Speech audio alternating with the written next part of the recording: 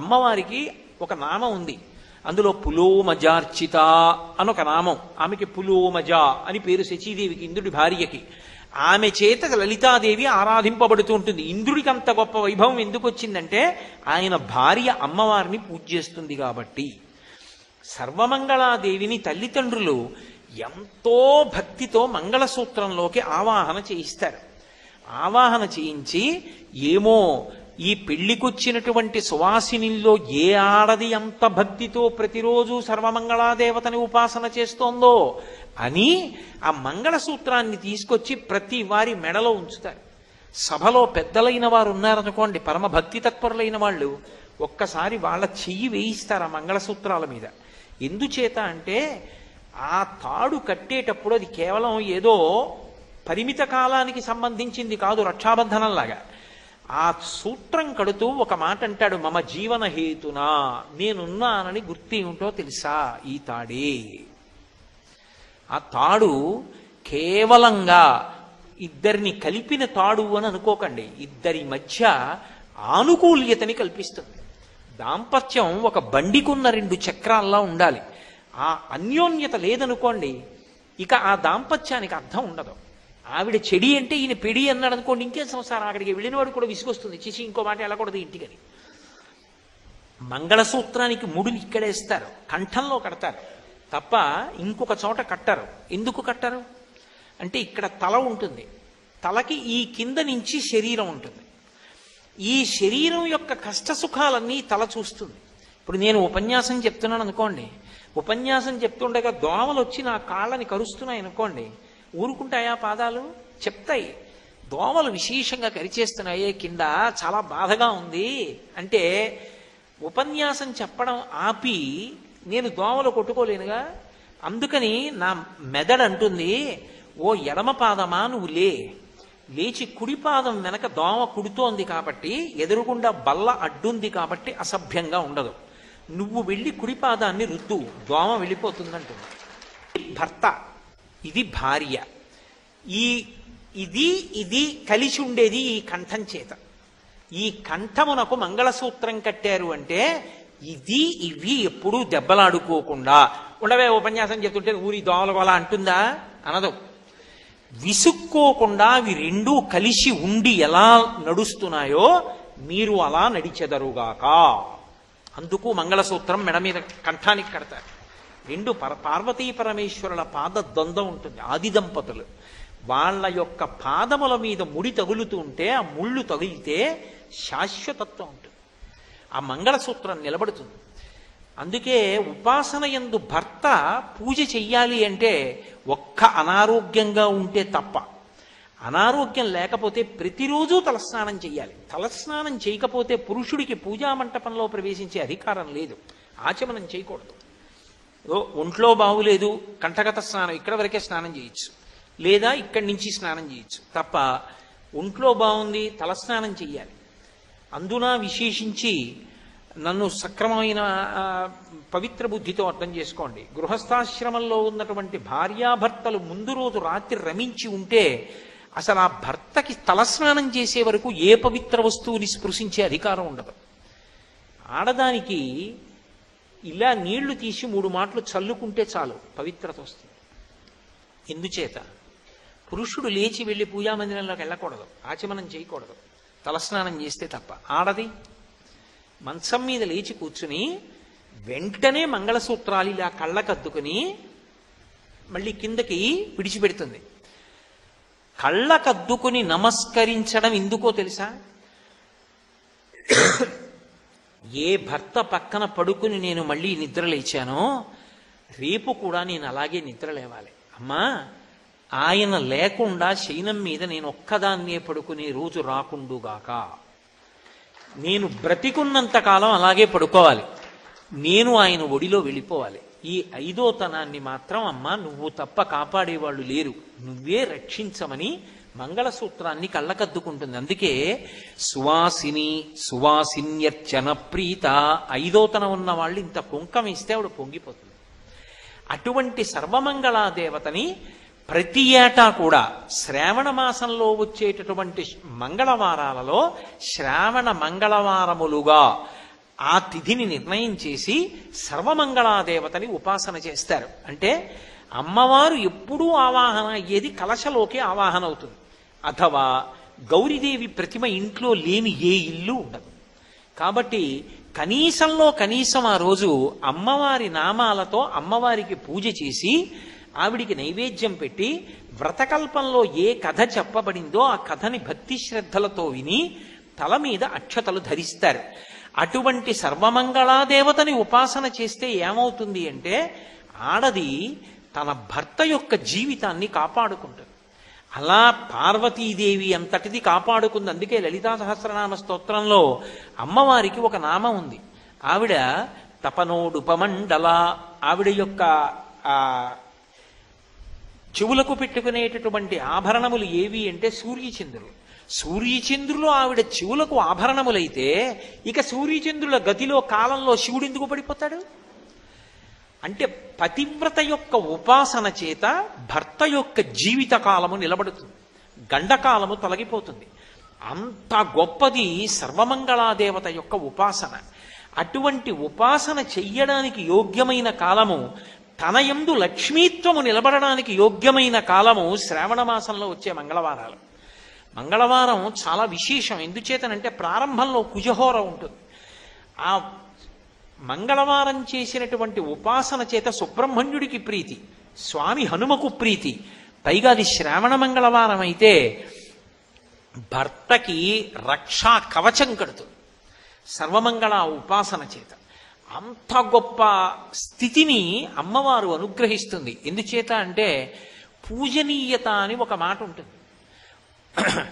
ఒక ఆడదాని గౌరవం అంతా దేని మీద ఆధారపడుతుంది అంటే నేను ఏదో కాలక్షేపం కోసమని చెప్పి ఎలా పడితే అలా మాట్లాడడం నాకు అలవాట్లేదు.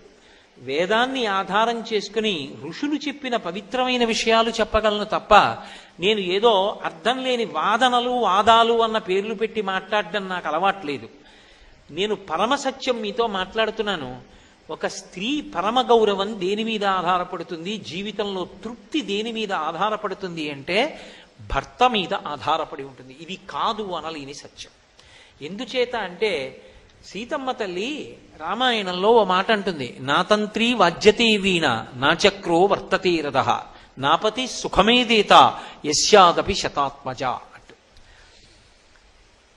ఒక వీణ తీగలు మోగుతాయి, గోటి చేత పెనగి పెనగి మోగుతాయి. వీణ తీగలు మోగుతున్నాయి అనరు, వీణ మోగుతోందంటారు. రథచక్రాలు గాజు పెంకుల మీద రాళ్ల మీద వెడతాయి, రథచక్రాలు వెడుతున్నాయి అనరు, రథం వెడుతోందంటారు. భర్త కష్టపడి సంపాదిస్తాడు, భర్త మహాపండితుడై కీర్తి గణిస్తాడు, ఆమెకి కూడా ఆయనతో పాటు సమానమైనటువంటి గౌరవం లభిస్తుంది. అసలు ఒక సీతమ్మంది ఒక ఆడదాని తృప్తి ఎక్కడుందో తెలుసా రామా? ఒక కులకాంత నిద్ర లేచి మంచం మించి దిగుతూ పాదములు కింద పెడుతున్నప్పుడు ఆమె ఎందు పరమభక్తి కలిగినటువంటి 9 కుమారులు వచ్చి తమ అరచేతులు వరుస క్రమంలో నేల మీద పేర్చి అమ్మని తమ అరచేతులలో నడిపించగలిగినటువంటి పరమభక్తి తత్పరులైనప్పటికీ అటువంటి 9 కుమారుల వలన పొందినటువంటి సంతోషం కన్నా భర్త వలన కలిగిన సంతోషం 1,000,000 రెట్లు ఎక్కువ. అది లెక్క పెట్టలేదు. కాబట్టి రామ, నువ్వున్నది అయోధ్య, నువ్వు లేనిది అయోధ్య కాదు. ఆడదానికి భర్తతో కలిసి ఉండడమే ఆనందం అండి. కాబట్టి అటువంటి సంతోషం ఆమెకి భర్త ఉండడమే కాదు, తండ్రి కలిగిన పెన్నిధానమేలా అని శాస్త్రం. తండ్రి ఉంటే ఇక కొడుకు ఐశ్వర్యం అక్కర్లేదట. ఎందుకంటే తాను కష్టపడ్డా సరే కొడుకు సుఖపడాలని తండ్రి కోరుకుంటాడు. తండ్రికి కారు ఉండక్కర్లా, కొడుక్కి కారు కొనిపెట్టి కొడుకు కారులో కారులో వెళ్ళిపోతుంటే మురిసిపోయి ఇంట్లో పోతాడు. ఏ పిచ్చ ఆయనకి ఏం కారు ఉందా? ఎందుకు ఆ సంతోషం అంటే తండ్రి కొడుకుని చూసుకుని మురిసిపోతాడు తప్ప తాను మురిసిపోవాలి, తాను సుఖించాలని కోరుకోడు. అటువంటి తండ్రి ఉంటే ఇంకా పెన్నిధి ఎందుకు? తల్లి ఉంటే సమస్త సంతోషములు ఉన్నట్టే, అమృతం రోజు దొరికినట్టే. అటువంటి తల్లి తండ్రి ప్రతి కుటుంబంలో ఉండాలి. ఆ తండ్రిని మిగల్చగలిగిన శక్తి ఎవరి చేతిలో ఉందంటే బిడ్డల తల్లి చేతిలో ఉంది, ఆమె యొక్క ఉపాసనలో ఉంది. నమ్మి మంగళసూత్రాలు కళ్ళకద్దుకుంటే చాలు, అందుకొచ్చింది మంగళసూత్రం. ఏం చేతకాక ఛాందసత్వంలో పెట్టలేదు ఋషులు. కనుక అటువంటి సర్వమంగళాదేవత యొక్క పరిపూర్ణమైనటువంటి అనుగ్రహాన్ని పొందాలి అంటే శ్రావణ మంగళవారాల్లో తప్పకుండా ఆ సర్వమంగళాదేవత యొక్క ఉపాసన చెయ్యాలి. అలాగే వరలక్ష్మీ వ్రతము అని చెప్పి శ్రావణ మాసంలో పౌర్ణమికి ముందు వచ్చేటటువంటి శుక్రవారం నాడు వరలక్ష్మీ వ్రతం చేస్తాం. ఈ వరలక్ష్మీ వ్రతం పరమ ప్రసిద్ధి వహించినటువంటి వ్రతం. ఇందాక నేను మీతో మనవి చేశాను కదా, లక్ష్మిని వేదం ఆరుగురుగా చెప్తుంది. ఆరుగురు చెప్పినప్పుడు అందులో చిట్ట చివరి లక్ష్మీ స్వరూపం వరలక్ష్మి. వరలక్ష్మి అన్న మాటకు అర్థం ఏమిటంటే, మనం కోరుకున్నటువంటి కోరికలు ఏవి ఉంటాయో వాటినన్నింటినీ సిద్ధింపచెయ్యగలిగిన తల్లి. లేదా అసలు మనం కోరవలసినటువంటి అవసరం ఉండదు. ఈవిడికి ఇవి ఇవ్వాలి అని ఆవిడే కోరుకుని మనకిస్తుంది.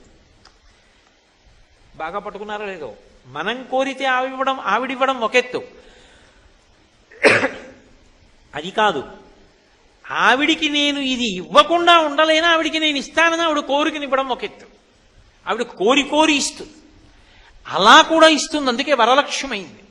వరాన్ని తనంత తాను ప్రదానం చేస్తుంది. అలా ఈప్సితములను ఈడేర్చగలిగినటువంటి లక్ష్మీ స్వరూపం వరలక్ష్మి అయితే ఆ వరలక్ష్మిని ఉపాసన చేస్తారు.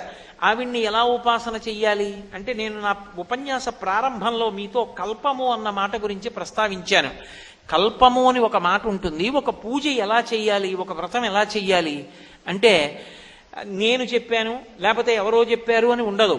దేని బట్టి ఉంటుంది అంటే, ఋషి చెప్పాడా దేవత చెప్పిందా, అంటే భగవంతుడు చెప్పాడా ఋషి చెప్పాడా, వీళ్ళిద్దరిలో ఎవరో చెప్తారు. వాళ్ళిద్దరూ కాకుండా చెప్పడం సాధారణంగా ఉండదు. వాళ్ళిద్దరిలో ఎవరు చెప్పారు ఎలా చెప్పారు మూలంలో, దాన్ని బట్టి ఆ వ్రతం చేస్తారు. భవిష్యోత్తర పురాణంలో ఉంది వరలక్ష్మి వ్రతకల్పం గురించి. అందులో అసలు ఒక మాట చెప్తారు. అసలు మీరు ఎప్పుడైనా ఒక విషయం జ్ఞాపకం పెట్టుకోండి, ఒక వ్రతం చెయ్యాలన్నా ఒక నోము చెయ్యాలన్నా దానికి కొన్ని నియమాలు ఉంటాయి. పెళ్లి కావలసినటువంటి పిల్ల చేసిందనుకోండి, అది పెళ్ళైన వాళ్ళు చెయ్యరు అని గుర్తు. ఒక అట్ల తద్ది నోముందనుకోండి, ఒక ఉండ్రాళ్ల తద్ది నోముందనుకోండి, పెళ్లి కావలసిన పిల్ల చేస్తుంది. నాకు ఉత్తముడైన భర్త రావాలి అని చేస్తుంది. అప్పుడు సిద్ధించడానికి మార్గం ఏమిటంటే తల్లిదండ్రులకు నమస్కారం చేసి చెయ్యాలి. అలాగే పెళ్ళైపోయిన ఆడది చేసేటటువంటివి కొన్ని ఉంటాయి. అవి దేని కొరకు చేస్తారు అంటే, ఇక ఉత్తముడైన భర్త రావడం అన్న మాట లేదు, అంతకు ముందు చేసేసింది, అందుకే వచ్చాడు ఉత్తముడైన భర్త. ఇప్పుడు దేని కొరకు అంటే, భర్త సంతోషంగా ఉండాలి, పిల్లలు సంతోషంగా ఉండాలి, తన తల్లిదండ్రులు సంతోషంగా ఉండాలి, తన అన్నదమ్ములు సంతోషంగా ఉండాలి, తన అత్తమామలు సంతోషంగా ఉండాలి. మరి తనకింక వేరే సంతోషం లేదు, వాళ్ళ సంతోషమే తన సంతోషం. అందుకే ఈ దేశంలో ఆడదాని జీవితం అంతా పవిత్రంగా ఉంటుంది కాబట్టి ఆడవారి వలన నెలకి ఒక వర్షం పడుతుంది అన్నారు. శ్రావణ మాసంలో వర్షాలు ఎందుకు పడతాయో తెలుసా? ఈ వ్రతాలు జరుగుతాయి కనుకనే, ఈ పేరంటాలు జరుగుతాయి కాబట్టే, అంతమంది సువాసినులు గౌరవింపబడతాయి కాబట్టే సమృద్ధిగా ఇప్పటికీ వర్షాలు పడుతున్నాయి. కాబట్టి ఎలా చెయ్యాలి అన్నది అసలు ముందు కథ చదవాలి. నేను మీతో ఇలా చెప్పాను అని మరోలా మనసులో భావన చేయకండి. నీ మోహన్ నువ్వంటే ఇవాళ చెప్తున్నా, ఎప్పటి నుంచో చేస్తున్నాం వ్రతం అని మీరు అంటే నేనేం చిన్నబుచ్చుకోను, నేనేం కాదనను. కానీ నా ప్రతిపాదనని వినండి. వరలక్ష్మీ వ్రతం చెయ్యడానికి ఒక 4 రోజుల ముందే అసలు వరలక్ష్మీ వ్రతానికి సంబంధించిన కథ చదవాలి. ఎప్పుడైనా సరే వ్రతకల్పానికి సంబంధించిన కథ చదవడానికి మీరు వ్రతం చేసి చదవాలని నియమం ఏమి ఉండదు. ముందు జాగ్రత్త చర్యగా కథ చదువుతారు. ఎందుకో తెలుసా? కథ చదివితే తప్ప అసలు వ్రతంలో దోషం రాకుండా ఉండదు. వ్రతంలో దోషం రాకుండా ఉండాలి అంటే ముందు వ్రత కథ చదవాలి, లేకపోతే సరిగ్గా నడవదది. నేను మీకు ఒక ఉదాహరణ చెప్తా. వరలక్ష్మీ వ్రతం ఎక్కడి నుంచి వచ్చింది అంటే, భవిష్యోత్తర పురాణంలో ఒక మాట చెప్పారు. రత్నపీఠే సుఖాసీనం శంకరం లోకశంకరం అన్నారు. ఒకప్పుడు కైలాస పర్వతం మీద రత్నపీఠం మీద పరమశివుడు, శంకరం అంటే శం కరోతీతి శంకర, లోకములకు శుభములు చేసేటటువంటి వాడు శంకరుడు. లోకములకు ఎప్పుడూ శుభాలు చెయ్యాలని కోరుకునేటటువంటి పరమశివుడు లోకశంకరం, లోకములకంతటికీ శుభములను ఇచ్చేటటువంటి వాడు చక్కగా కూర్చునున్నాడు. సుఖాసీనం, సుఖాసీనం అంటే ఏదో ఒత్తిడిలోనో ఎవరితో మాట్లాడుతూనో ఎవరినో కలుసుకునో లేడు. సర్వజ్ఞుడు, ఆయనకి తెలియనివేం లేవు. ఈశాన సర్వ విద్యానాం ఈశ్వర సర్వభూతానాం బ్రహ్మాధిపతి బ్రహ్మణోధిపతి బ్రహ్మా శివో మే అస్తు సదాశివోం. సమస్త విద్యలు ఎవరి ఎందుంటాయంటే పరమశివుడి ఎందుంటాయి. ఆయనకి తెలియనిది లోకంలో ఎవరికీ ఉండదు. అందుకే ఏదైనా ఆయన పార్వతీదేవికి చెప్తేనే బయటకు వస్తుంది. అందుకని సుఖాసీనం. ఇప్పుడు ఆయన ఎలా ఉన్నాడు? ఒత్తిడిలో ఉండగా ప్రశ్న వేయకూడదు. ఆయన ప్రశాంతంగా ఉన్నప్పుడు ఆయన్ని ప్రశ్న వేయాలి. కాబట్టి ఇప్పుడు హాయిగా సంతోషంగా పరమ ప్రశాంతంగా కూర్చుని ఉన్నాడు. రత్నపీఠే సుఖాసీనం శంకరం లోకశంకరం చూసింది పార్వతీదేవి. ఆవిడ వెంటనే ప్రపచ్చ గౌరీ సంతుష్ట లోకానుగ్రహకామ్యయా. అందులో అన్నారు గౌరీదేవి ప్రశ్న వేసింది. ఎవరు వేశారు? పార్వతి అనలేదు, కాళీ అనలేదు, హైమవతి అనలేదు. ప్రపచ్చ గౌరీ సంతుష్ట. సంతుష్ట అంటే పూర్తిగా కోరికలన్నవి లేనంత తృప్తి. ఆవిడికి కోరుకోవడానికి ఏం లేదు, ఇంకా అంత తృప్తి ఆవిడ. అంత తృప్తితో ఉన్నటువంటి గౌరీ ప్రపచ్చ ప్రశ్న వేసింది శివుణ్ణి. ఎవరి కోసం? తన కోసం కాదు. తన కోసం అంటే తనకోటి లేదన్నదోటి ఉంది, ఆవిడికి లేదన్నదేం లేదు, ఆవిడికి అన్నీ ఉన్నాయి. అందుకని సంతుష్ట. మరి ఎవరి కోసం అడిగింది? లోకానుగ్రహకామ్యయా. ఏమిటి ఆవిడ కామం? ఆవిడ కోరిక లోకానుగ్రహం, లోకాల్ని ఉద్ధరించడానికో కోరిక కోరుతాం. ఏమిటి అసలు ఆ శ్లోకం అలా ఎందుకు ఇవ్వడం అంటే, ఏం మామూలు వాడు కాదు అది రాసింది, భవిష్యోత్తర పురాణం వ్యాసుల వారు. ఎందుకు అలా ఇచ్చారు అంటే, ప్రపచ్చ గౌరీ. గౌరీ అన్న మాట ఎక్కడైనా ఉంది అనగానే మీరు ఉలిక్కిపడి గుర్తుపెట్టుకోవలసింది ఏమిటి అంటే, ఆవిడికి భర్త మీద విపరీతమైన ప్రేమ. ఆవిడ ఎప్పుడు ఏం కోరుకుంటుందంటే, అసలు నా భర్త నన్ను ఏ కారణం చేత కూడా కొంచెం కూడా తక్కువ చేయడానికి వీల్లేదు, అది నాకు అన్ని విధాలా యోగ్యురాలు అన్న భావనతో ఉండాలి తప్ప మా ఆయన ఇంత కూడా నా గురించి ఇంకొకలా అనుకోవడానికి వీల్లేదు. ఏమిటో ఇది అన్న భావన ఆయనకు ఉండకూడదు. అబ్బా ఏం భార్యో నా భార్య అని అనుకోవాలి. అంత పిచ్చి భర్త మీద. ఆ పిచ్చున్న భార్య గౌరీ. ఎందుకో తెలుసా అంటే, నా మాటలు జాగ్రత్తగా అర్థం. పిచ్చి అంటే నా ఉద్దేశం ఇంకోటి కాదు, అంత ప్రేమ అని. ఎందుచేత అంటే దానికి వెనక రాక్షస సంహారం కారణం అలా పెట్టండి. శివమహాపురాణంలో ఉంది గౌరీదేవి ఆవిర్భావం గురించి. ఒకప్పుడు పరమేశ్వరుడు పార్వతీదేవితో కూర్చున్నాడు. ఆవిడ నల్లగా పుట్టింది. నల్లగా పుట్టింది కాబట్టే నారాయణుడి చెల్లెలై నారాయణి అయింది. నారాయణుడు నలుపు, నారాయణి నలుపు, వాళ్ళిద్దరూ అన్నా చెల్లెళ్ళు. నల్లటి పార్వతీదేవి పక్కన కూర్చుంది. నారదుడు పెట్టాడు పేరు కాళీ అని పెట్టాడు పార్వతీదేవి పుట్టినప్పుడు. పర్వతరాజపుత్రి కాబట్టి పార్వతి. పరమశివుడు స్ఫటికమణినిభం పార్వతీశం నమామి. ఆయన తెల్ల స్ఫటికమణిలా ఉంటాడు. ఆయన ఒకరోజు ఎందుకో ఇలా కూర్చుని ఇలా చూసుకున్నాడు. అబ్బా ఎంత తెల్లగా ఉన్నానో అనుకున్నాడు. ఇలా చూశాడు, భార్య వంక నల్లగా ఉంది అన్నాడు. ఆవిడ చూసింది. అన్నన్నా అంటే నువ్వు తెల్లగా ఉన్నావు, నేను నల్లగా ఉన్నాను, నీకు నేను తగినదానను కానన్న భావన ఒకటి నీలో ఉందా అనుకుంది. అనుకుని ఉత్తర క్షణం యోగాగ్ని రగల్చి అందులో పడిపోయింది. పడిపోయి అందులోంచి పసుపు తెలుపు ఎరుపులు కలిసినటువంటి బంగారు వర్ణంతో గౌరవర్ణంతో వెలిసిపోతూ వచ్చి పక్కన కూర్చుంది. శంకరుడు చూసి తెల్లపోయి గౌరీ అన్నాడు. ఏమిటి నేను ఇలా చూసి అన్నందుకు యోగాగ్నిలో దూకి మళ్ళీ గౌరవర్ణంతో వచ్చావా అన్నాడు. ఆవిడంది, అసలు మీరు నన్ను ఏ విషయంలోనైనా సరే ఇంత పిసరైనా సరే మీకు పక్కన నేను తగినదానను కానన్న భావన పొందడం నేను అంగీకరించలేను. అందుకే గౌరవర్ణంతో వచ్చా. మీరు తెల్లగా ఉంటారు, నేను తెలుపు పసుపు ఎరుపుల రంగు, ఏది బాగుంది? అమ్మో నువ్వే ఎక్కువ. అంటే దానికి కారణం వేరే ఉంది. ఈ శరీరం కౌశికీ అయింది. కౌశికీ అయి రాక్షస సంహారం చేసింది. దానికి కారణం వేరు. ఆవిడే అలా అర్థం బద్దం లేకుండా పడిపోతుందని మీరు అనుకోకూడదు. దానికి వెనక మళ్ళీ పౌరాణికమైన కారణం ఒకటి ఉంటుంది. బాహ్యంలో ఆవిడికి శివుడి మీద అంత ప్రీతి. అందుకే పెళ్లి చేసేటప్పుడు ఆడపిల్లతో గౌరీ పూజ చేయిస్తారు. గౌరీ పూజ ఎందుకు చేయిస్తారంటే, అమ్మా మీరిద్దరూ ఆది దంపతులే, నిత్యాయ త్రిగుణాత్మనే పురజితే కాత్యాయని శ్రేయసే సత్యాయద్య కుటుంబినే మునిమన ప్రత్యక్ష చిన్మూర్తయే అని శంకర భగవత్పాదులు ఆది కుటుంబం. అటువంటి నువ్వు ఒక్కసారి పరమశివుడు ఇలా చూసి అంటే అగ్నిగుండంలో దూకావు, మళ్ళీ అంత రంగుతో పైకొచ్చి కూర్చున్నావు. అమ్మ నేను కన్నవాళ్ళను వదిలేస్తున్నాను, ఇంటి పేరు వదిలేస్తున్నాను, వంశాన్ని వదిలిపెట్టేస్తున్నాను, అన్నదమ్ముల్ని, ఉన్న ఊరిని, స్నేహితుల్ని, బంధువుల్ని అందరినీ వదిలేస్తున్నాను. తెర పైకెత్తిన తర్వాత చూశాను అతను ఎవరో. అతని చిటికిన వేలు పట్టుకుని సముద్రాలు దాటి వెళ్ళిపోతున్నాను. అమ్మా, ఇంతమందిని వదిలేసినా ఎవరి కోసం వెళ్ళిపోతున్నానో తెలుసా? ఆయన ఒక్కడు నువ్వు నాకు తగిన దానవని అంటే చాలు, నా జీవితానికి తృప్తి. అమ్మా, నువ్వు ఒక్కసారి శివుడిలా అంటే తట్టుకోలేకపోయావు. అంత గొప్పదాని వయ్యుండి, ఆదిశక్తి వయ్యుండే. నేను అబలనమ్మా, సామాన్యమైన ఆడదాన్ని.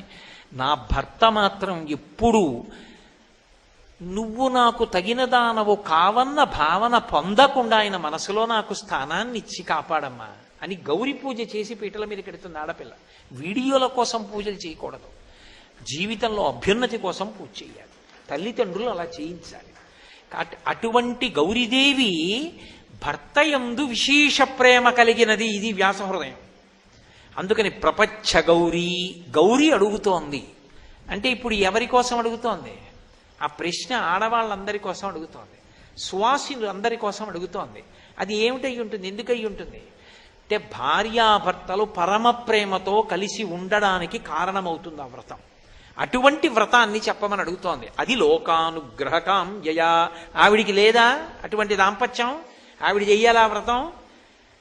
వాళ్ళు ఆది దంపతులు, వాళ్ళ మధ్య అరమరికలు ఉండవు, అంత కలిసి ఉంటారు. ప్రకృతి పురుషుడు వాళ్ళిద్దరూను. ఇక పాలు తెలుపు, సూర్యుడు కాంతి, వజ్రము దాని యొక్క ప్రభ, దీపము కాంతి, మధుర పదార్థము తీపి, ఇవి ఎలా కలిసి ఉంటాయో పార్వతీ పరమేశ్వరులు అలా కలిసి ఉంటారు. శక్త్యా లోభయితున్నాహం ఐశ్వర్యేణ ధనేనవా అనన్యే రాఘవేణాహం భాస్కరేణ ప్రభాయధ అంటుంది సీతమ్మ తల్లి రామాయణంలో. సూర్యుడు కాంతి కలిసి ఉన్నట్టు మేము కలిసి ఉంటా ఉంటుంది సీతారాములు. పార్వతీ పరమేశ్వరులు అలాగే ఉంటారు. మరి ఎందుకు ఆవిడ అడగడం ఆ ప్రశ్న అంటే సంతుష్ట, ఆవిడికి లేదని అడగలేదు, ఆవిడ పరమతృప్తితో కూడుకున్నది. అసలు పార్వతీదేవి యొక్క లక్షణం అది. మూకశంకరులని మహానుభావుడు, ఆయన మూక పంచశతి చేశారు కామాక్షి పరదేవత మీద. చేస్తూ ఆయన మందస్మిత శతకం అని ఆ శతకంలో అమ్మవారి చిరునవ్వు గురించి చెప్తూ ఓ మాట అన్నారు.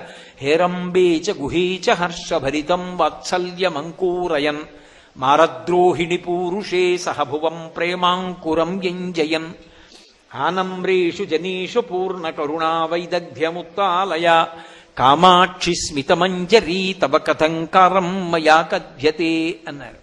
అమ్మా, హేరంబేచ, నీ పెద్ద కొడుకు పరమయోగ్యుడు, ఆయనకి లేని శక్తి ఏం లేదు, సమస్త విఘ్నములకు అధిపతి.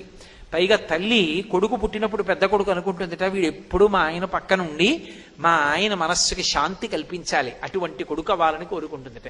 విఘ్నేశ్వరుడు ఎప్పుడూ శివుడి పక్కన నుంచి ఉంటాడు, అందుకే హేరంబుడని పేరు. పెద్ద కొడుకంత యోగ్యుడు కాబట్టి నువ్వు ఆదిశక్తివి. నీ దగ్గర సమస్తమైన శక్తులు ఉన్నప్పటికీ నువ్వు ఆ శక్తుల్ని నీ పెద్ద కొడుకు కోసం ఎందుకు ఉపయోగించక్కర్లేదు. కాబట్టి నీకు అవసరం లేదు. రెండోవాడు గుహేచ, సుబ్రహ్మణ్యుడు. గుహ అంటే ఏదో పర్వత గుహ అని అర్థం కాదు, ఆత్మగుహ. మహాజ్ఞాని అయి ఈశ్వర స్వరూపమై సమస్త భూతముల యందు వెలుగొందుతూ ఉంటాడు. అటువంటి సుబ్రహ్మణ్యుడు జ్ఞానజ్యోతి అయిన అటువంటి కొడుక్కి ఏం చేస్తావు? ఏమీ చెయ్యక్కర్లా. నువ్వు ఆదిశక్తివి, అన్ని శక్తులు నీ దగ్గర ఉన్నాయి. కానీ పెద్ద కొడుక్కి చేద్దామంటే ఏ ఉపకారం అక్కర్లా, ఆయనే అంత గొప్పవాడు. పోనీ రెండో కొడుక్కి చేద్దామంటే ఆయనకి అవసరం లేదు, ఆయన అంత గొప్పవాడు. మరి ఇంకా పోనీ మీ ఆయనకి ఏమైనా చేసి పెడదామంటే ఆయన సామాన్యుడు కాడు. మారద్రోహిణి పూరుషే సహభువం ప్రేమాంకురం యంజయన్. ఏకంగా లోకంలో అందరూ పెళ్ళెందుకు చేసుకుంటారంటే కామాన్ని ధర్మంతో ముడియడని చేసుకుంటారు. మీ ఆయనకి కామమే లేదు, మన్మధుణ్ణి కాల్చవతల పారేశాడు. మరి అటువంటి వాడిని భర్తగా చేసుకున్నావు, ఇంకంతకన్నా గొప్పవాడు ఎక్కడ ఉంటాడు? మృత్యువుని చంపేశాడు యమధర్మరాజు గారిని, ఆ మన్మధుణ్ణేమో కాల్చవతల పారేశాడు. జనన మరణములకు కారకులైనటువంటి మన్మధుణ్ణి యముణ్ణి కాల్చింది చంపింది ఒక్క పరమశివుడే. కాబట్టి హేరంబేచ గుహీచ హర్షభరితం వాత్సల్యమంకూరయన్. నీ భర్త అంత గొప్పవాడు, కాముణ్ణి కాల్చాడు, యమధర్మరాజు గారిని చంపేశాడు. వక్షస్థలం మీద పాదం ఎత్తి తంతి విరుచుకు పడిపోయి చచ్చిపోయాడు. యముడంతటి వాడు, అందరినీ చంపే యముడు శివుడి చేతిలో చనిపోయాడు. వక్షస్థాడనమంత కస్య కఠినాపస్మార సంవర్ధనం భోభృత్పర్యటనం నమశిరశిర కోటీర సంఘర్షణం కర్మేదం మృదులస్య తావక పదద్వంద్వస్య గౌరీపతే మచ్చేతో మణిపాదుకా విహరణం శంభో సదాంగీకురు అంటారు శంకరులు. అంతటి మహానుభావుడైనటువంటి పరమశివుడు నీకు భర్త. కాబట్టి భర్త కోసం నీ శక్తి ఉపయోగించక్కర్లా. మరి అమ్మ నీ దగ్గరున్న శక్తి అంతా ఏం చేస్తావు? ఇద్దరు కొడుకులకి అక్కర్లేదు, మీ ఆయనకి అక్కర్లేదు, పోనీ నీకు అసలు అక్కర్లేదు, నువ్వు ఆదిశక్తివి. మరి ఎవరి కోసం ఉపయోగిస్తావు శక్తి అంతా? ఆనమ్రేషు జనేషు పూర్ణ కరుణా వైదగ్ధ్యముత్తాలయ. ఎవడైనా అమ్మా కామాక్షి అని ఇలా వంగుతాడేమో, అమ్మా అని పిలుస్తాడేమో అని చూస్తూ ఉంటుందిట. ఎవడైనా అమ్మా అని 2 చేతులు జోడించి నమస్కరిస్తే తన శక్తి పెట్టి అనుగ్రహిస్తుందిట. అమ్మా నువ్వు అంత సంతృప్తి కలిగిన దానివి, నీకే కోరికలు లేవంటారు మోకశంకర్లు. కాబట్టి ప్రపంచ గౌరీ సంతుష్ట, ఒక్క పాదం వేయాలంటే వ్యాసుల వారి హృదయం అలా ఉంటుంది. ఆవిడ ప్రశ్న వేస్తోంది. ప్రశ్న ఆవిడ కోసం కాదు, లోకానుగ్రహకామ్యయా, లోకం కోసం అడిగింది. ఏమని అడిగింది అంటే, యద్వ్రతం పావనం స్త్రీణాం పుత్ర సంపత్ ప్రదాయకం అంది. ఆవిడంది, ఓ శివ, లోకంలో ఉండేటటువంటి స్త్రీలంటే సువాసినులు ఏ వ్రతం చెయ్యాలి? ఏ వ్రతం చేస్తే వాళ్ళందరికీ కూడా సంతానము కలుగుట, సంపద కలుగుట, ఈ 2 జరుగుతాయి. ఏ వ్రతం అసలు సువాసినులైన వాళ్ళందరూ చెయ్యాలి? దయచేసి నాకు చెప్పవలసింది అంది. అంటే ఆవిడికి చెప్పడంగా లోకానికంతటికీ అది ప్రచారం కావాలి, లోకమంతా అనుగ్రహాన్ని పొందాలి. ఆ వ్రతం చేసి అందరూ కూడా అటువంటి అదృష్టాన్ని అందుకోవాలి. అది ఆవిడ హృదయం జగన్మాతగా. అందుకని ఆవిడ అడిగింది పరమశివుణ్ణి. ఆయన అన్నాడు, పార్వతి నువ్వు అడిగినటువంటిది చాలా ఉత్తమమైనటువంటి ప్రశ్న. వ్రతానాముత్తమం నామ సర్వ సౌభాగ్యకారణం. ఆయన మొట్టమొదట ఆవిడ హృదయాన్ని గమనించి ఆయన అన్నాడు, ఏ వ్రతమాచరించినటువంటి కారణము చేత సౌభాగ్యము చెక్కు చెదరదో. సౌభాగ్యం అంటే ఐదవతనం అంటే 5 ధరించడానికి అధికారమును పొంది ఉండడం. ఏమిటవి? మంగళసూత్రం, చేతులకు గాజులు, కాళ్ళకి మంజీరములు, కొప్పులో పువ్వులు, పాపట తిలకధారణ, ఇలాంటి 5వతనానికి సంబంధించినటువంటి విశేషములు ధరించడానికి అధికారమును పొంది ఉండేటటువంటి స్థితి కోల్పోకుండా బతికున్నంతకాలం పసుపు కుంకాలతో ఉండడానికి ఈ వ్రతము ఆధారమై ఉన్నది. సర్వ సౌభాగ్యకారణం. ఇది సర్వసంపత్కరం శీఘ్రం పుత్రపౌత్ర ప్రవర్ధనం. ఈ వ్రతాన్ని ఆడవాళ్లు చేసినటువంటి కారణం చేత ఏమవుతుందంటే భర్తకి ఆయువు నిలబడుతుంది. 2, ఇది సమస్తమైనటువంటి సంపదలు కలగడానికి కారణమవుతుంది. 3, పుత్ర పౌత్ర ప్రవర్ధనం. మాటలో అందం మీరు గమనించాలి. పుత్ర, ఒక వయస్సులో కొడుకుని కోరుకుంటాడు, వంశాభివృద్ధి జరగాలి కాబట్టి. కూతురు వద్దని అనరు, కూతురు ఉండాలి, లేకపోతే 2 వంశాలు ఎలా తరిస్తాయి? దశ పూర్వేషాం దశాపరేషాం, పరితరాలిటు ఎలా తరిస్తాయి కన్యాదానం చేయకపోతే? ఆడపిల్ల ఉండాలి, కానీ తన వంశం నిలబడడానికి కొడుకు ఉండాలి. కాబట్టి పుత్ర పౌత్ర ప్రవర్ధనం. ఒక వయస్సులో కొడుకు ఉండాలని కోరుకోవాలి. 70 ఏళ్ళు వచ్చిన ఆవిడ కూడా చేసుకునేటప్పుడు పుత్రుడు కావాలని ఎందుకు చేస్తుంది? పౌత్ర ప్రవర్ధనం అంటే మనవలు కావాలని చేస్తుంది. అప్పుడు మనవలు కావాలి, ఇంకా పెద్దదైతే మునిమనవలు కావాలి, ఇంకా పెద్దదైతే ఇనుమనవలు కావాలి. అన్నిటికన్నా ముందేం కావాలి? సౌభాగ్యం కావాలి. సౌభాగ్యాన్ని, సంపత్తిని పుత్ర పౌత్ర ప్రవర్ధనము చెయ్యగలిగినటువంటిది. అంటే బాగా జ్ఞాపకం పెట్టుకోండి, ఓ శ్లోకం ఉంటుంది, త్రితలం త్రిగుణాకారం త్రినేత్రం చ త్రియాయుషం త్రిజన్మ పాప సంహారం ఏక బిల్వం శివార్పణం అని. ఒక్క బిల్వాన్ని శివుడి మీద వేస్తే త్రియాయుషం, 3 ఆయుర్దాయాలు చూస్తాడని. ఏమిటి ఆయుర్దాయాలు అంటే? బాల్యము, కౌమారము, యవ్వనము, 3టిని చూస్తాడు. త్రియాయుషం అంటే ఏ ఆయుషంలో నిలబడ్డాడు ఇప్పుడు? వార్ధక్యం అంటే అపమృత్యు దోషం లేకుండా నువ్వు వృద్ధుడవైపోయే వరకు ఆరోగ్యంతో బతికుండడానికి కారణం ఒక్క మారేడు గలం శివుడి మీద వేయడం.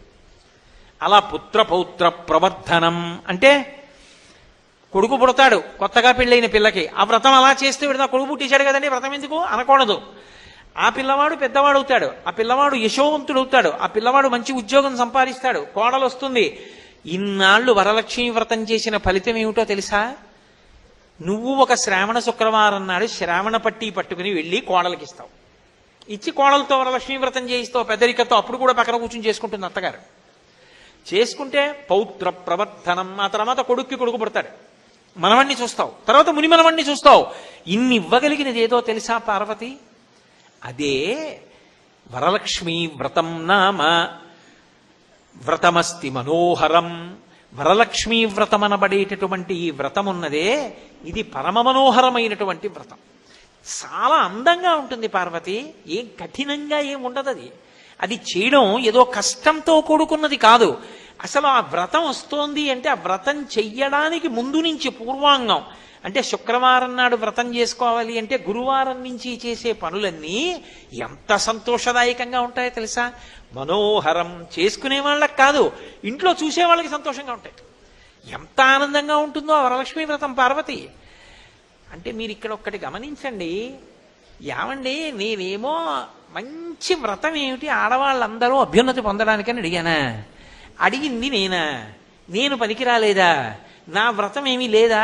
లక్ష్మీదేవి వ్రతమే చెప్పాలా మీరు? విష్ణుమూర్తి బెల్లం పనికొచ్చిందా అని పార్వతీదేవి అందా? అనదు. ఎందుకో తెలుసా? తత్వత వాళ్ళందరూ ఒకటే. లక్ష్మీ పార్వతీ సరస్వతి ఇన్నుండవు. గీర్దేవతైతి గరుడధ్వజ సుందరీతి శాకాంబరీతి శిశిశేఖర వల్లభేతి సృష్టి స్థితి ప్రళయకీలిషు సంస్థితాయై తస్మై నమస్త్రిభువనైక గురోస్తరుణ్యై అన్నారు శంకరాచార్యుల వారు కనకధారాస్తవంలో. అమ్మా నువ్వే పార్వతి, నువ్వే లక్ష్మి, నువ్వే సరస్వతి, నువ్వే శాకాంబరి అన్నారు. ప్రత్యక్షమైంది. శంకరుడు చెప్పింది అబద్ధం అయితే లక్ష్మీదేవి ఎందుకు ప్రత్యక్షం అవుతుంది? ఒక్కటి గుర్తుపెట్టుకోండి, ఒక్క కలెక్టర్ గారు ఏం చేస్తాడంటే ఓ ప్యాంటు షర్టు టక్ చేసుకుని కారులో దిగి తన సీట్లో కూర్చుని ఫైల్స్ సంతకం పెడతాడు. అదే కలెక్టర్ గారు డిస్ట్రిక్ట్ మెజిస్ట్రేట్ గా ఓ కోట్ వేసుకుని దర్బార్ తీర్చి కోర్టులో కూర్చుని డిస్ట్రిక్ట్ మెజిస్ట్రేట్ గా కూర్చుంటాడు.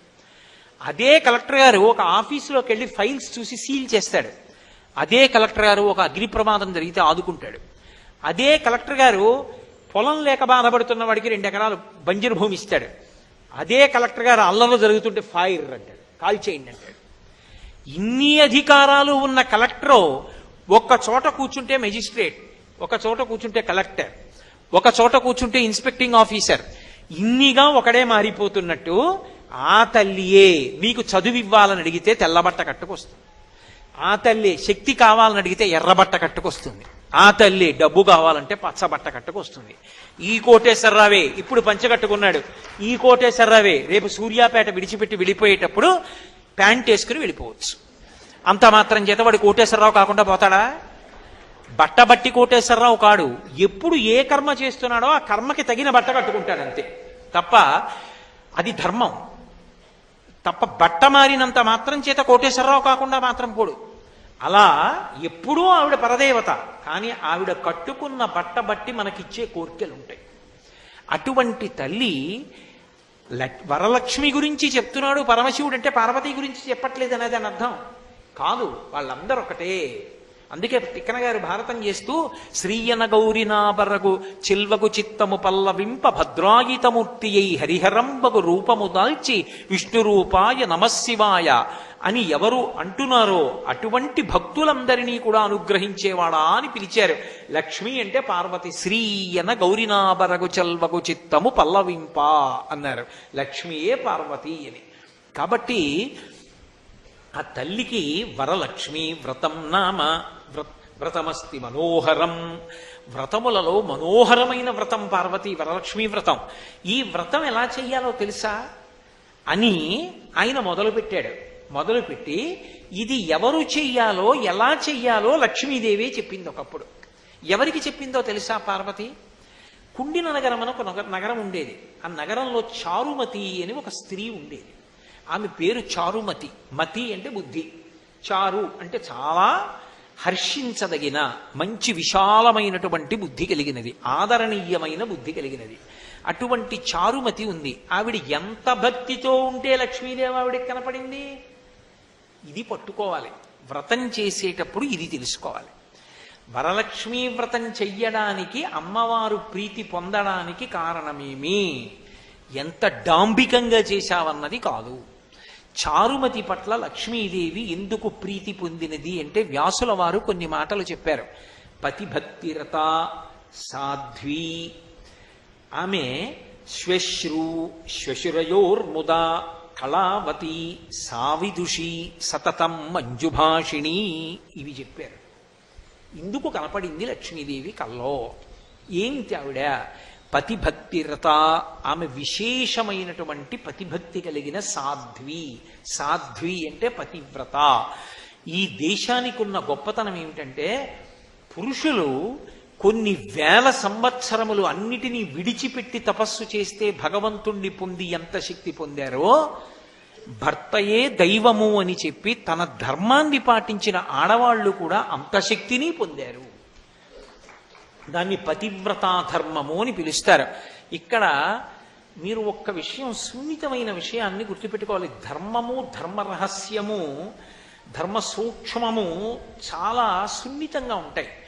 ధర్మము దేన్ని బట్టి ఉంటుంది అంటే ధర్మము అవతల వారిని బట్టి ఉండదు. ధర్మము నా వైపు నుండి ఉంటుంది. ఎప్పుడు నేను పితృధర్మాన్ని పాటించాలి, తండ్రిగా నా ధర్మం నేను చెయ్యాలి. నా కొడుకు మంచివాడు కాడనుకోండి, ఎప్పుడు నాన్నగారు డబ్బు ఇవ్వండి, నాన్నగారు డబ్బు ఇవ్వండి అని నన్ను తినేసే కొడుకు అనుకోండి. పరమేశ్వరుడు దయవల్ల నా కొడుకు అటువంటి వాడు కాడు. కానీ మీ మీద ఉదాహరణ పెడితే మీరు బాధపడతారని నా మీద నేను పెట్టుకోవడం.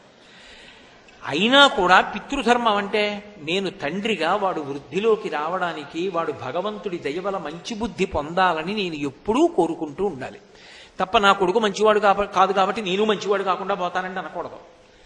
లోకంలో ఎవడో లంచం తీసుకున్నాడు కాబట్టి నీ లంచం తీసుకున్నాను అనకూడదు.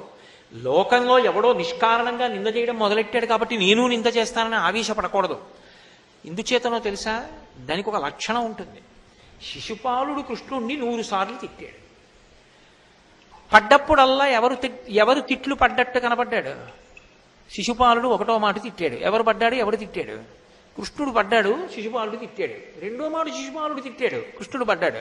3వ మాట శిశుపాలుడు తిట్టాడు, కృష్ణుడు పడ్డాడు. 99 సార్లు పడ్డవాడిలా కృష్ణుడు, తిట్టినవాడిలా శిశుపాలుడు కనబడ్డారు. 100వ మాట అయ్యాక భారతంలో అలా ప్రవర్తించకని తెలిసి వచ్చే కథ అయింది. అవునా? దేనికైనా హద్దు ఉంటుంది. హద్దు దాటితే ఇలా ఉంటాయని చూపిస్తుంది ఇతిహాసం.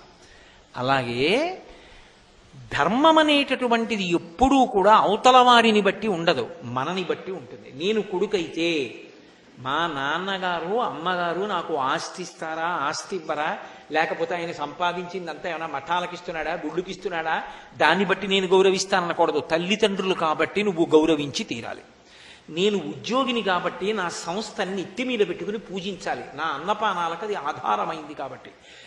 నా అధికారి కనపడ్డాడనుకోండి, నేను ఎక్కడ ఉద్యోగం చేస్తున్నానో ఆ ఉద్యోగం చేస్తున్న చోట నా అధికారి కనపడ్డాడనుకోండి, ఉత్తర క్షణంలో నేను ఆయనకి ముందు నమస్కారం చెయ్యాలి. ఎందుకని? ఆయన విశ్వాంశ సంభూతుడప్పుడు నాకు. ఆయన విశ్వాంశ యందు ఉన్నాడు కాబట్టి అక్కడ కూర్చున్నాడు, ఆ కుర్చీలో కూర్చుని ఉన్నాడు కాబట్టి ముందు నమస్కారం నేనే చేయాలి. ముందు రోజు సాయంకాలం నాకు జరిగిన సత్కారంలో ఆయనే వచ్చి నాకు పూలదండేసినా మర్నాడు నేను కార్యాలయానికి వెళ్ళినప్పుడు ముందు నమస్కారం నీ చెయ్యాలి. ఎందుకని? ధర్మం అప్పుడు ఉద్యోగిగా నా ధర్మం. ధర్మము మన వైపు నుంచి ఎడుతుంది, అంతేగాని అవతల వారిటువంటి వారు అన్న దాన్ని బట్టి ధర్మం ఉండదు. పతివ్రత, పతిభక్తి రత సాధ్వి అన్న మాటకు అర్థం ఏంటంటే వాళ్ళ ఆయన మంచివాడు కాబట్టి ఆవిడ అలా ఉందండి అని తీర్మానం చేయకూడదు. ఆయన ఎటువంటి వాడైనా ఆవిడ పతిని దైవంగానే చూసింది, తన ధర్మం తాను నెరవేర్చింది. అందుకే పతివ్రతల కథలు చదువుతుంటే కొంచెం ఇలా ఉంటుంది ఏమిటండి, అలా ఉంటారా ఎక్కడైనా, మరీ అతిగా వ్రాశారేమో అనిపిస్తుంది. సతీ సుమతి కుష్ఠరోగంతో ఉన్న భర్తకంత సేవ చేస్తే ఆవిడెవరినో ఒక వేశ్యని చూశాను, నా మనసు తగులుకుంది, నేను నడవలేను కదా, నన్ను బుట్టలో పెట్టి తీసుకెళ్లి ఆవిడితో రమిస్తానన్నాడు. ఆవిడ బుట్టలో పెట్టి తీసుకెళ్ళింది సతీ సుమతి. తీసుకెడుతుంటే కొరత వేసినటువంటి ఋషికి ఆయన శరీరం తగిలింది, చెయ్యో కాలో తగిలితే ఆయన శూలం గట్టిగా గుచ్చుకుంది. ఆయన అన్నాడు తెల్లవారేటప్పటికి చచ్చిపోతాం అన్నాడు. వెంటనే సతీసుమతి ఏం చేసిందంటే అసలు తెల్లవారకుండా చేసేస్తున్నాడు సూర్యుడు ఉదయించడం.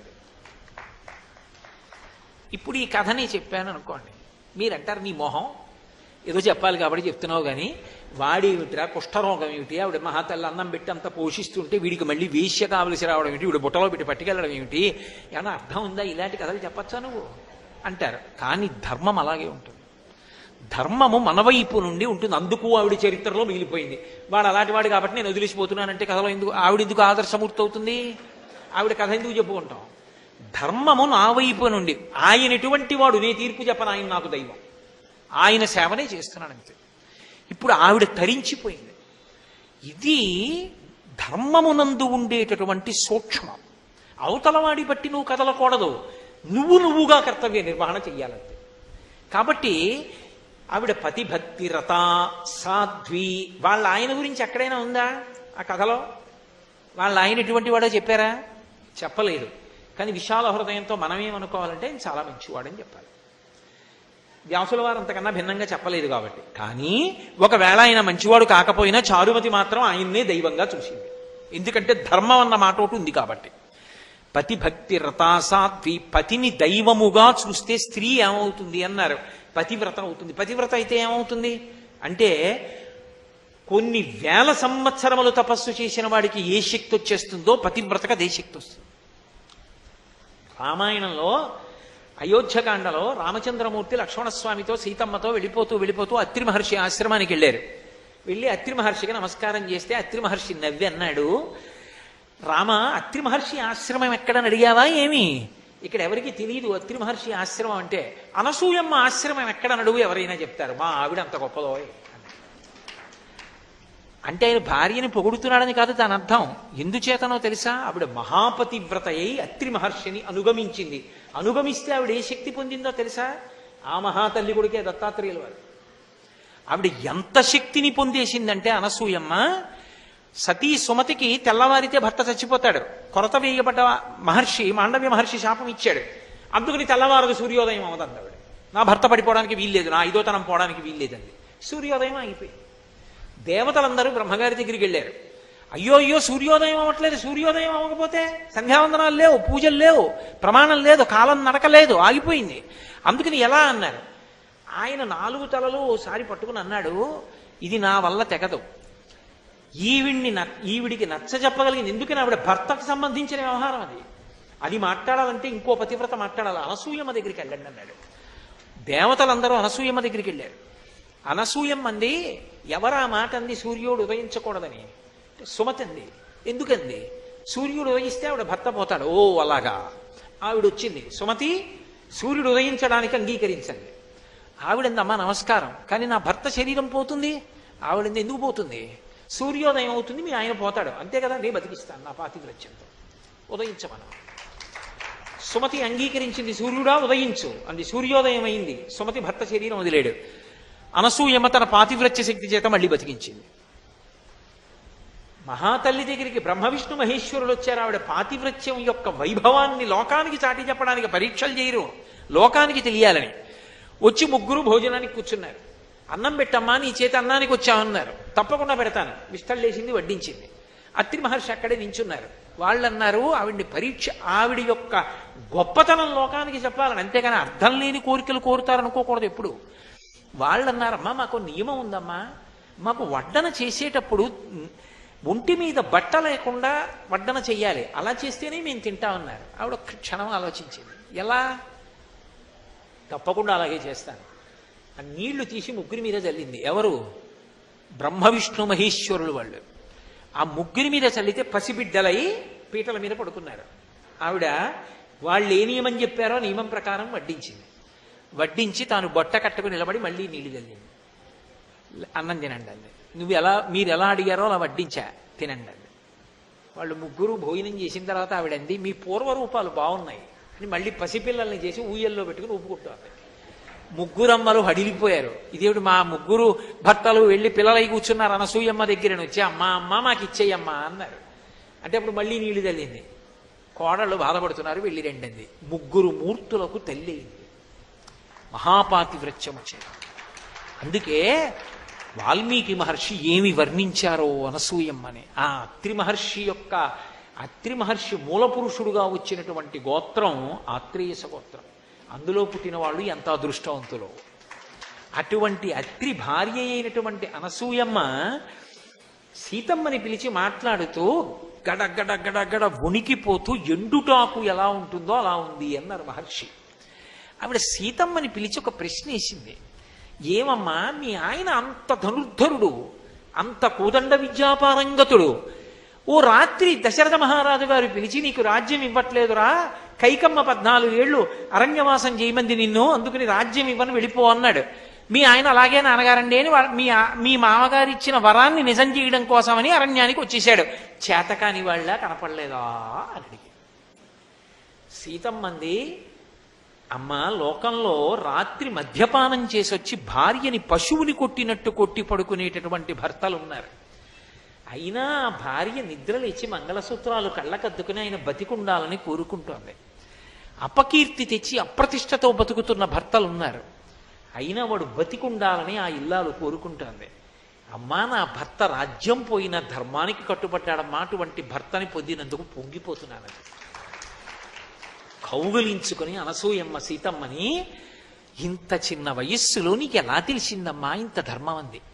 ఆవిడంది, ప్రాణి ప్రధాన కాలేన యత్పురాత్మగ్ని సన్నిధౌ అనుశిష్ట జనన్యాస్మి వాక్యం తదపి మే ధృతం అంది. అమ్మా, ఆఖరికి కన్యాదానం చేసే ముందు కూడా మా అమ్మ నాకు అత్తవారింట్లో పిల్ల ఎలా ప్రవర్తించాలో చెప్తూనే ఉందమ్మా. పతివ్రతా ధర్మాలు నేర్పిందమ్మా, అందుకే నా మనసు ఇంకొకలా వెళ్ళదమ్మా అంది. అంటే అప్పుడు అనసూయమ్మంది, అసలు అద్భుతం అండి ఆ శ్లోకం. ఏమి వాల్మీకి మహర్షి, రుణపడిపోయాం ఆయనకి జాతి అంతా. ఆవిడంటుంది, నాతో విశిష్టం పశ్యామి బాంధవం విమృశంత్యహం సర్వత్ర యోగ్యం వైదేహి తపకృతమిహావ్యయం అంది. ఓ సీత, నాకు అనిపిస్తోంది భర్త ఇవ్వగలిగినంత ఇవ్వగలిగిన వాడు ఆడదానికి ఈ లోకమునందు ఇంకొకడు లేడు. అంగీకరిస్తావా? తప్పకుండా అని ఆవిడ వివరించింది మన కోసం. ఒక తండ్రి ఉంటాడు, నా కూతురే ఉంది, నా కూతురికి నేను తండ్రిని, నా కూతురికి తండ్రిగా నేనేమి ఇవ్వగలను? దాంతో పెళ్లికి ముందు రుక్మిణీ కళ్యాణం చేయిస్తాను, లేకపోతే ఏదో కాత్యాయని వ్రతం చేయిస్తాను, దానికోసం గుళ్ళ కెడతాను, గోపురాలు కెడతాను. దానికి జీవితంలో పరిపూర్ణమైన తృప్తినిచ్చేవాడెవరు? దాని భర్త. ఆయన నా అదృష్టమే ఇలాంటి ఇల్లాలు అంటే గజారోహణం చేయించినట్టు పొంగిపోతుంది. దానికి తల్లి అనిపించుకునే అదృష్టం నా అల్లుడి వలన కలుగుతుంది. నా అల్లుడు చేసే పుణ్యంలో సగభాగం దానికి వెళ్ళిపోతుంది. నా అల్లుడు సంపాదించిన ఐశ్వర్యం దానికే చెందుతుంది. అది కూడా అదే యజమానురాలు, అదే అతని లక్ష్మి. అది నా అల్లుడికి పట్టెడు పలహారం పెడితే ఈశ్వరుడికి ప్రాతకాల నైవేద్యం పెట్టినట్టు, మధ్యాహ్న భోజనం పెడితే మహానైవేద్యం పెట్టినట్టు, రాత్రి నా అల్లుడి కాళ్ళు పడితే అది పరమేశ్వరుడికి పాదసంవాహనం చేసినట్టు, నా అల్లుడు సంతోషించడానికి ఒక పాట పాడితే ఈశ్వరుడి ముందు గానం చేసి రాజోపచారం చేసినట్టు, నేను ఒక పూజ చేసుకోవాలంటే నా మనసు అక్కడ నిలబెడితేనే పూజ పూర్తవుతుంది. నా మనసు అక్కడ పెట్టి నేను నైవేద్యం పెడితేనే ఈశ్వరుడు ఆ అన్నాన్ని పుచ్చుకోవచ్చు. కానీ నా భార్య పరమ ప్రేమతో తీసుకొచ్చి పెట్టిందనుకోండి, నేను తింటే పరమేశ్వరుడు తిన్నాడని దాని ఖాతాలో వేస్తారు. కాబట్టి భర్త ఇచ్చినటువంటి అమితమైనటువంటి పుణ్యాన్ని ఏ పురుషుడిస్తాడు? నేను ఎంతో కష్టపడి ఒక దేవాలయానికి 100 ప్రదక్షిణాలు చేశాను అనుకోండి, 50 ప్రదక్షిణాల పుణ్యం నా భార్య ఖాతాలో వేసేస్తారు. 50 ప్రదక్షిణ పుణ్యాలే నాకుంటుంది. ఎందుకని? ఎందుకు ధర్మశాస్త్రానికి ఆ పక్షపాతం? అంటే నేను 100 ప్రదక్షిణాలు చేసి ఇంటికి వెళ్ళేటప్పటికి తినడానికి పలహారం ఎవరు చేశారు? అది చేసి పెట్టింది, లేకపోతే ప్రదక్షిణాలు ఎక్కడి నుంచి చేస్తాను? నేను కార్యాలయానికి వెళ్ళి తిరిగి వస్తే మధ్యాహ్నం కమ్మటి భోజనం ఎవరు పెట్టారు? అది పెట్టింది. అది క్షేత్రంగా లేకపోతే నా వంశం ఎక్కడ వృద్ధిలోకి వచ్చింది? నా కామాన్ని ధర్మంతో ముడిపడడానికి అది క్షేత్రమైంది. అటువంటి భార్యకి నీ పుణ్యంలో సగభాగం వెళ్ళిపోతోందండి. భర్త పుణ్యాత్ముడు భగవద్భక్తుడు అయితే అసలు నిజానికి భర్త కన్నా ఎక్కువ పుణ్యం ఎవరి ఖాతాలోకి వెళ్ళిపోతుందంటే భార్య ఖాతాలోకి వెళ్ళిపోతుంది. ఆవిడ భర్తది సగం పుణ్యం ముచ్చుకొని ఆవిడ శ్రీరామ శ్రీరామ శ్రీరామ అందనుకోండి, ఆ పుణ్యం ఆవిడికి. ఎందుకనంటే ఆవిడ నీకు పనులన్నీ చేసి పెట్టి శ్రీరామ అనుకుని వాళ్ళు అందులో సగం నీకెందుకు ఇవ్వరు, ఆవిడికే ఇస్తారు. కాబట్టి భర్త ఇచ్చినంత ఎవరిస్తారు? ఆయన ఉన్నాడు, ఐదోతనం ఆయన ఉన్నాడంతే. అందుకే అమ్మయ్యా సువాసిని ఎదురొచ్చిందండి, బయలుదేరండి, గబగబా బయలుదేరండి, ఎంత అదృష్టం ఆవిడ ఎదురొచ్చారు అంటారంతే. ఆవిడ గయ్యాళిదా ఏమిటి అనవసరం, ఆవిడ సువాసిని చాలు. ముత్తైదువా, అబ్బా మంచి శకునం అండి, అమ్మా మహాతల్లి పార్వతీదేవిలో వచ్చారు, రండి రండి రండి అంటారు. ఆవిడ ఇంటికి వచ్చింది, కాస్త కుంకం పెడతారేమో, అమ్మవారిలో వచ్చిందండి దీపం పెట్టగానే అంటారు. ఆయన ఉన్నాడు, ఆవిడికి అంత గౌరవం వచ్చింది. అందుకే ఆవిడంది అనసూయమ్మ, సర్వత్ర యోగ్యం వైదేహి తపకృతమిహావ్యయం. అపారమైన తపస్సు చేసినటువంటి వాడి యొక్క తపస్సు ఆయనలోనే ఎలా ఉంటుందో అలా భర్తకి ఉపచారములు చేస్తూ పరమ ప్రీతితో భర్తని అనువర్తించినటువంటి స్త్రీ యందు పతివ్రత ధర్మము ప్రకాశించి అంత తపశ్శక్తి వెళ్ళిపోతుంది ఆడదానికి. లోకంలో సనాతన ధర్మంలో ఎంతమంది పతివ్రతలు లేరు. సీతమ్మన్లా ఏమనుకుంటున్నావు? నేనే తలుచుకుంటే అసందేశత్తు రామశ్చాతపశ్చానుపాలనాత్ నత్వాం కుర్మి దశగ్రీవ భస్మ భస్మార్హి తేజస అని బూడిద చేసేస్తా 10 తలల పురుగా. రాముడు చెప్పలేదని వదిలేసి ఆ పతివ్రతని ఆయన చెప్పంది చేయనంది.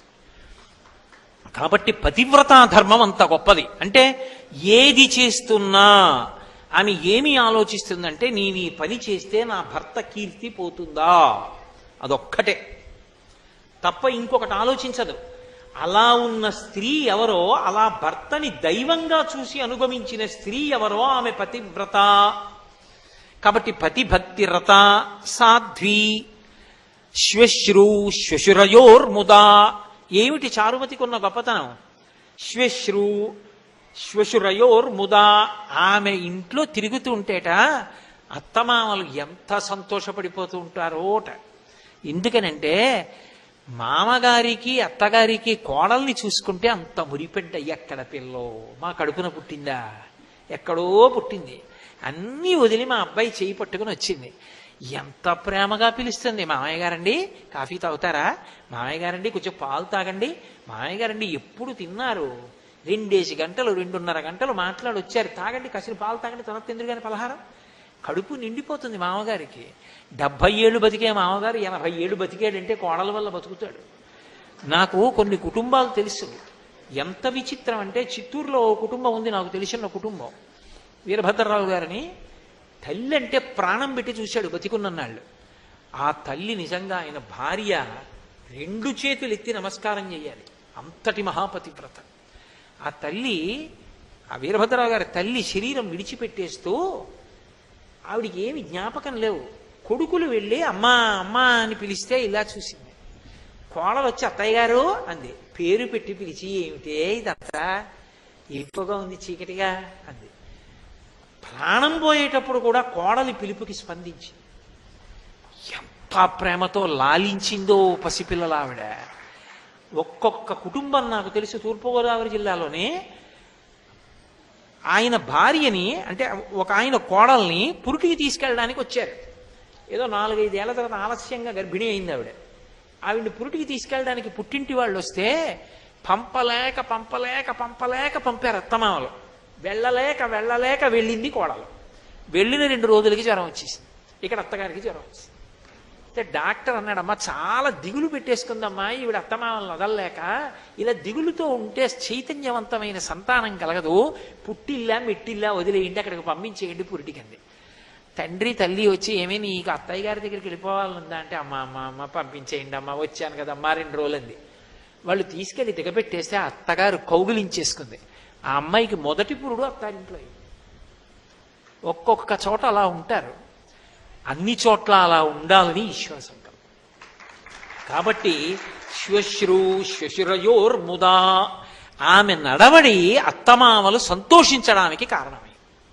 అబ్బా ఏం పిల్ల, రామ్మ నువ్వు తిను అన్నాడు మామగారు. ఒక్క నిమిషం మామయ్య గారు వచ్చేస్తారు, ఆయన కూడా కింద కారు పెడుతున్నారు కదా, వచ్చేస్తారు పాపం ఆకలితో ఉన్నారు, ఆయన కూడా రానివ్వండి అంది తప్ప ఆయన రాకుండా తను తినలేదు. తన మాట కాదని తినలేదని మామగారు నొచ్చుకుంటాడా?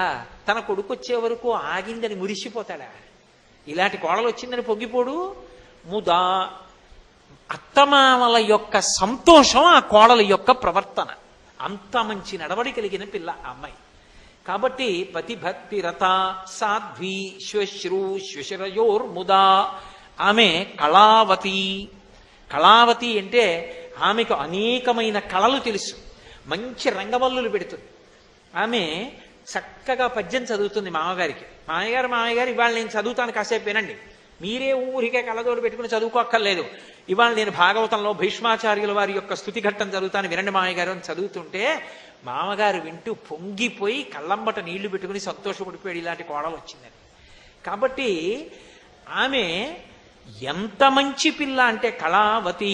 చక్కగా వీణ వాయిస్తుంది, ఓ పాట పాడుతుంది. ఎందుకు ఇవి అవన్నీ ఎందుకండి అంటారేమో. ఇంట్లో పూజ జరుగుతోంది, రాజోపచారం జరగాలి. వాద్యం ఘోషయామి అన్నారు. మామయ్య గారు ఎప్పుడు వాద్యం ఘోషయామి అని గంట ఎక్కర్లేదు, నేను వాయిస్తానని వీణ పట్టుకొచ్చి కాసేపు వీణ వాయించింది. గీతం శ్రావయామి, మామయ్య గారు నేను పాడతానండి ఇవాళ అని కంజదలాయతాక్షి కామాక్షి అని పాట పాడింది వెనక కూర్చొని. ఆ మామగారు ఎంత పొంగిపోతాడు. అమ్మాయి ఇన్నాళ్ళు చేశాను కానీ గీతం శ్రావయామి అండమే, నువ్వు వచ్చాక నాన్న నేను ఆ ఉపచారం చెప్తే పాట పాడావురా తల్లి. ఎంత పొంగిపోతాడు మామగారు, ఎంత పొంగిపోతాడు భర్త. కాబట్టి కళావతి సావిదుషి, ఆమె గొప్ప విద్వాంసురాలు అన్న మాటకు అర్థం ఓహో సంస్కృతాంధ్రములు అద్భుతంగా జరిగేసి పద్యాలన్నీ బట్టి పట్టేసిందని కాదు దాని అర్థం. ఏది ఎందుకు చెప్పబడిందో బాగా తెలుసుకుంది. కళావతి సావిదుషి సతతం మంజుభాషిణి, ఆమె మాట యందు వ్యగ్రత ఉండదు. ఆడదాని మాట యందు వ్యగ్రత ఉందనుకోండి, పురుషుని యొక్క ఈప్సితము సిద్ధించదు. నేను మీతో ఒక మాట చెప్తే మీరు మరోలా అనుకోకండి. అసలు ఇంట్లో ఉన్న పెద్దవాళ్ల ఆయుర్దాయం, భర్త యొక్క విశ్రాంతి దేని మీద ఆధారపడతాయంటే ఇల్లాలి మీద ఆధారపడతాయి అని రామాయణం మీద వ్యాఖ్య చేసిన పెద్దలు అన్నారు. ఎందుకంటే భార్య భర్తకు విశ్రాంతి స్థానము. ఎంత అలిసిపోయి రానివ్వండి, అపనిందలు పడనివ్వండి, మనసు ఖేదపడిపోనివ్వండి, ఎంతో బాధపడనివ్వండి, ఏమిరా ఇలా ఆధారం లేని అపనిందలు పడ్డాయి నా మీద అనిపించనివ్వండి, భార్య ఒక్క మాటతో ఊరడించిందనుకోండి మీ ధర్మం మిమ్మల్ని కాపాడదా అని భర్త విశ్రాంతి పొందుతాడు. ఎంత బడలిపోనివ్వండి, భార్య కాస్త పళ్ళరసం ఇచ్చిందనుకోండి సంతోషపడిపోతాడు. సే మా అన్నయ్య కొడుకు చదువుకోవడానికి ఊరొచ్చాడే, ఒక్క 2 ఏళ్ళు పాపం అన్నయ్య అంత స్థితిమంతుడు కాదు కదా, ఎక్కడో పెట్టి ఏం చదివిస్తాడు అని అనకముందే, ఏమండి మీ అన్నయ్య గారు అబ్బాయి హాస్టల్లో ఉండడం ఏమిటి మనం ఉన్న ఊళ్ళో, నీ లేనా, రోజు వాడికి నేను వండి పెడతా, చక్కగా చదువుకోమనండి వాడిని మన ఇంటికి తీసుకొచ్చేయండి అందనుకోండి, ఎంత పొంగిపోతాడు ఆ భర్త. నేను అనాలి అది అంది. ఆ పిల్లాడికి అన్నం పెట్టేటప్పుడు ఒరే నువ్వు కడుపు నిండా తిను, నువ్వు ఇలా మునివేళ్ల తిండి తింటే నేను ఒప్పుకోను. ఇంజనీరింగ్ అంటే ఎంత కష్టపడి చదవాలి, తిని కడుపు నిండా, నీకు ఆవకాయ వద్దా చెప్పు, ఏం కావాలి, బంగాళదుంపలు వేపుడు తింటావా చేసి పెడతాను. అంత పొద్దున్నే కూడా తన కొడుకుగా, బావగారి కొడుకుని తన కొడుకే అన్నట్టుగా చూస్తే వచ్చిన బంధువులంత ప్రేమతో ఆదరిస్తోందనుకోండి, ఆ యజమానికి ఎంత కీర్తి, ఎక్కడి నుంచి వస్తుంది అది?